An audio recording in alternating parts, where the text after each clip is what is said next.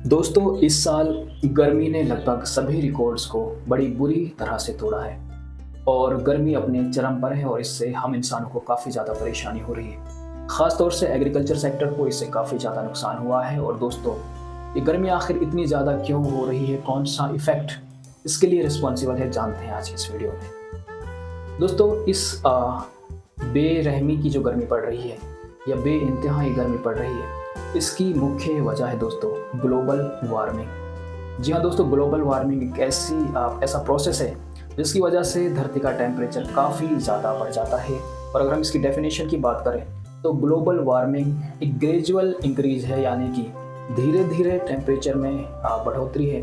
जो अर्थ का टेम्परेचर होता है इसमें ग्रेजुअल इंक्रीज है, यानी कि इसमें बढ़ोतरी है, जो पहले तो दोस्तों ग्रीन हाउस इफेक्ट की वजह से जनरली होती है। और ग्रीन हाउस इफेक्ट होता क्या है वो एक बार समझते हैं। दोस्तों, क्या होता है कि ये मानो हमारी अर्थ है, यानी कि हमारी ज़मीन है।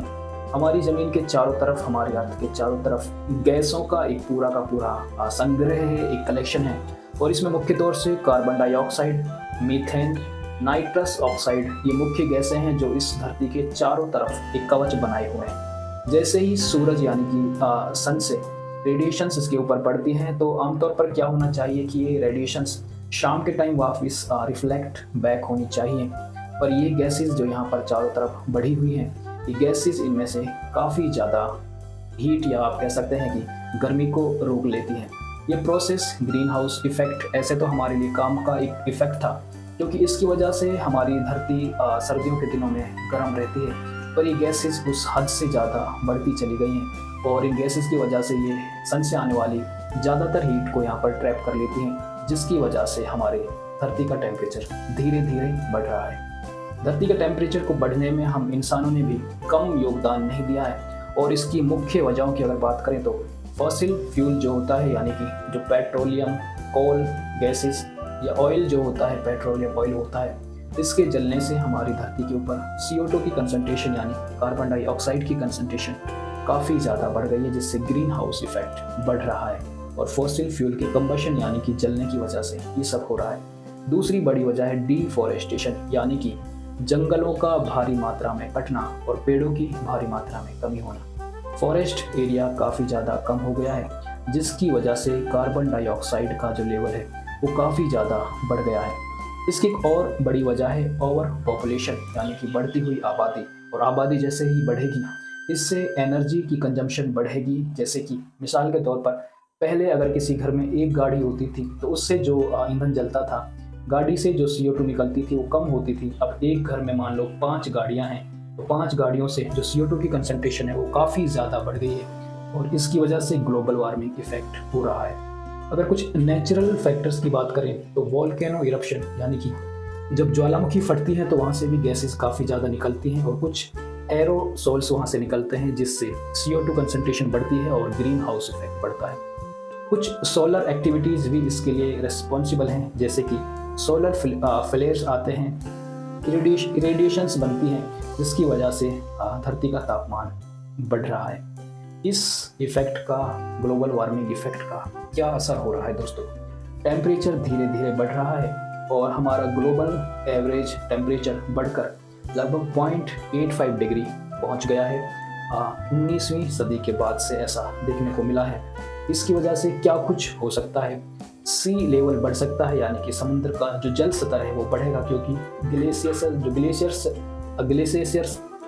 ग्लेशियर्स होते हैं जो उस पे जो बर्फ़ होती है, आइस जो होती है वो पिघल रही है, जिसकी वजह से सी लेवल बढ़ रहा है। और एक्सट्रीम वेदर इवेंट्स हो रहे हैं, जैसा कि अभी आप देख रहे हैं कि काफ़ी ज़्यादा हीट वेव्स हो रही हैं। कभी कभी इसकी वजह से सूखा पड़ता है और कभी कभी इसकी वजह से बहुत ज़्यादा फ्लड्स आ रही हैं। इसकी वजह से प्रेसिपिटेशन यानी कि मॉनसून का जो पैटर्न है वो भी काफ़ी ज़्यादा बदल गया है और या तो बारिशें होती ही नहीं है या फिर होती हैं तो बहुत ज़्यादा बारिशें होती हैं और ये फ्रीक्वेंसी काफ़ी ज़्यादा डिस्टर्ब हो गई है।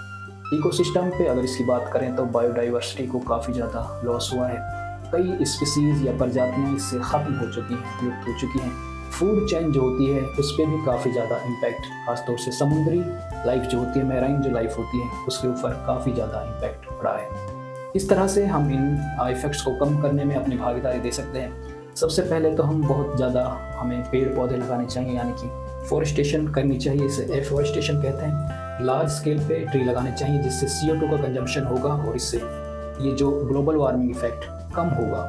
एनर्जी का कंजर्वेशन करना चाहिए, यानी कि हमें ऐसे सोर्सेज पे स्विच करना चाहिए जिन्हें रिन्यूएबल किया जा सके, दोबारा इस्तेमाल किया जा सके, जैसे कि सोलर एनर्जी या विंड एनर्जी। इन एनर्जी की तरफ हमें जाना चाहिए। हमारी सरकारों को कुछ ऐसी पॉलिसीज़ बनानी चाहिए, स्ट्रिक्ट पॉलिसीज़ बनानी चाहिए जिससे CO2 एमिशंस पे काबू किया जा सके। एज ए इंडिविजुअल हम क्या कुछ एक्शन ले सकते हैं? हमें दोस्तों एनर्जी कंजम्पशन को कम करना होगा, जैसे कि हमें अपना पर्सनल ट्रांसपोर्ट की जगह पब्लिक ट्रांसपोर्ट का सहारा लेना होगा। कार पूलिंग करनी पड़ेगी, एक कार में एक से ज़्यादा पैसेंजर को बिठाना होगा। बाइक की जगह कोशिश करें साइकिल का इस्तेमाल आप कर सकते हैं अगर पॉसिबल हो। इसके बाद जो वेस्ट होता है इसे रिड्यूस करना होगा। कोई भी घर से निकलने वाला वेस्ट उसे रिसाइकिल किया जाए या फिर प्लास्टिक के यूज को मिनिमाइज किया जाए। अगर हम ये सारे स्टेप्स उठाते हैं तो इससे फ़ायदा होगा कि हम इस ग्लोबल वार्मिंग के इफ़ेक्ट को कुछ हद तक या काफ़ी हद तक कम कर सकते हैं और इससे हमारी धरती फिर से जीने लायक हो सकती है। नहीं तो आगे आने वाली जनरेशन्स के लिए इस धरती पे जीना काफ़ी ज़्यादा मुश्किल हो जाएगा।